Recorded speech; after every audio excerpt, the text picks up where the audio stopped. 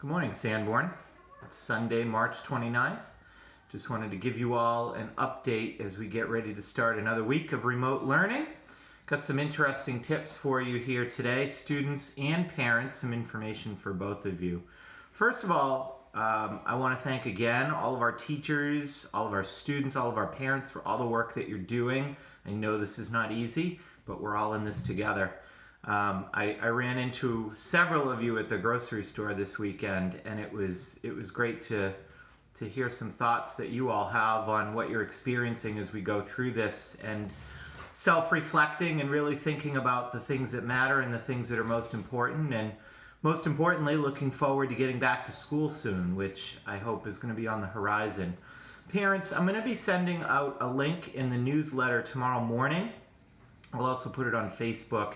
It kind of talks from the parent angle of things that you can be mindful of with your teens as they're working through social distancing. I know my wife and I experienced this with our oldest two, especially our two teenagers. Not so much with the younger three, but definitely with the two teens. And it is hard on them, and it is something that is new and unique and not something that we ever had to deal with in quite the same way. So this article might give you some insight into some of the things that they're going through and give you some tips for some of the best ways to help cope with them.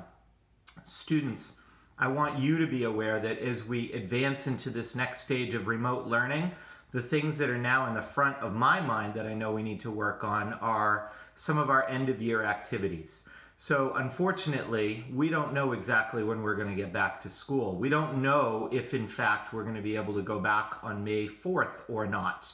And if we find that we're not going to be able to go back on May 4th, we need to be prepared to deal with what some of our end of year activities will look like. Now, let's be honest, some of them we're just not going to be able to do. But my hope and my goal is that we can find a way to salvage some of the big ticket items, so to speak. The things like prom and graduation and scholarship night, and just some of those things that really define us as a Sanborn community that are really important.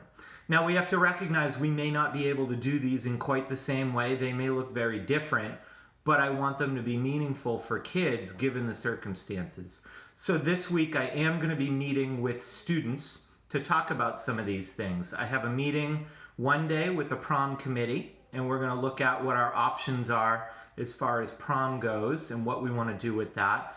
And then I'm also going to be meeting with the senior class council, and we're going to take a look at some of the ideas that I have and others may have for graduation and some of those related events, so that we can decide if it's something that we can put together for the community.